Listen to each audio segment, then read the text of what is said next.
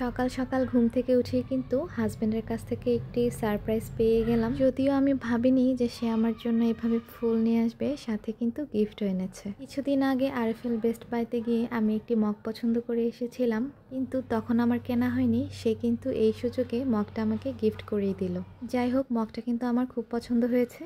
আজকের ভিডিওটি আমি সকাল থেকে শুরু করেছি, সারাদিন কি করছি সবই থাকছে এই ভিডিওতে। আজকে যেহেতু ফ্রাইডে ছিল, মোটামুটি অনেক কিছুই নাস্তার আয়োজনে ছিল, তো নাস্তা করে আমি কিন্তু কাজে লেগে পড়বো। যেহেতু ফ্রাইডে, বাসায় অনেক বেশি কাজ, নাস্তায় অনেক কিছু থাকলেও আমি কিন্তু বেশি কিছু খাইনি। ইদানিং আমার নাস্তা করতে তেমন একটা ভালো লাগছে না। নাস্তা শেষ করে আমি চলে আসলাম কাজ করার জন্য। তো এখানে আমার ছেলে বিছানায় বসে বসে খেলছিল, তোর খেলা শেষ, ভাবলাম খেলনাগুলোকে উঠিয়ে রাখি। তারপর এখানে আমার ছেলের ওয়ার্ড্রপটাকেও গুছিয়ে দিব, কারণ এখানে অনেক শীতের কাপড় ছিল। যেহেতু শীত চলে গিয়েছে, এখন আমাকে এগুলোকে আস্তে আস্তে উঠিয়ে ফেলতে হবে, কারণ একদিনে কিন্তু সব কাজ করা যায় না। এখানে অনেক কাপড় আছে যেগুলো ওর আর হবে না, ওগুলোকে আলাদা করে রাখলাম, আর যেগুলো হবে সেগুলোকে আমি ভালোভাবে গুছিয়ে রাখলাম। আসলে বাচ্চাদের কাপড় চোপড় এরকমই, 1 বছরের কাপড় কিন্তু আরেক বছর আর হয় না। তো যাই হোক, এখানে আমার ওর ওয়ার্ড্রপটা গোছানো শেষ। তারপরে চলে এসেছি রান্নাবান্নায়। তো রান্নাবান্নার ডিটেল তেমন কিছু শেয়ার করব না।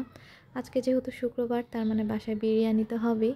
তো আজকে ভাবলাম বিরিয়ানির সঙ্গে আরেকটু স্পেশাল কিছু রান্না করি। স্পেশাল হিসেবে এখানে আমি ডিমের কোরমাটা রান্না করব। তো এখানে প্রথমে আমি প্যানে ঘি দিয়ে দিয়েছিলাম, তারপরে গরম মশলা দিলাম, তারপর পেঁয়াজ বাটা দিয়ে যা যা মশলা লাগে সব কিছু দিয়ে আমি ভালো করে কষিয়ে নিলাম। ডিমের কোরমা তো আমরা কম বেশি সবাই রান্না করতে পারি, আর খুবই সহজ একটি রান্না, খেতে কিন্তু ভীষণ মজা। পোলাও, বিরিয়ানি, সাদা ভাত সব কিছুর সাথেই কিন্তু এই ডিমের কোরমাটা ভীষণ ভালো লাগে। স্পেশালি ডিমের কোরমাটা কিন্তু আমার বেশি পছন্দের। আমি এখানে সিদ্ধ ডিমটাই সরাসরি ইউজ করছি, কারণ আমার ডিমটা আলাদা করে ভাজার কথা মনে ছিল না। যাই হোক, এখানে আমি ডিমটাকে মশলার সঙ্গে কষিয়ে তারপরে দুধ দিয়ে আর কিছুক্ষণ রান্না করে নামিয়ে নিব।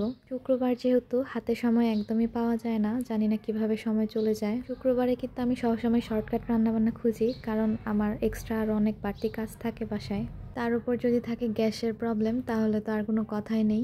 যাই হোক, আমার বিরিয়ানি রান্না কিন্তু মোটামুটি কমপ্লিট। আমার হাজব্যান্ড, আমার ছেলে নামাজ পড়ে চলে এসেছে, তো সবাই মিলে একসঙ্গে বিরিয়ানিটা এনজয় করে খেয়ে নিলাম।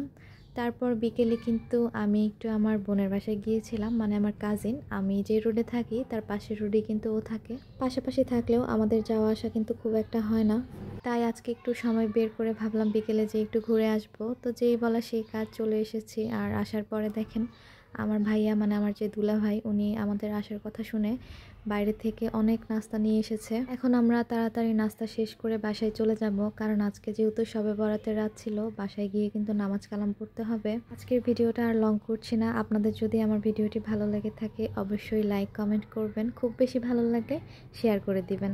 আল্লাহ হাফেজ সবাইকে।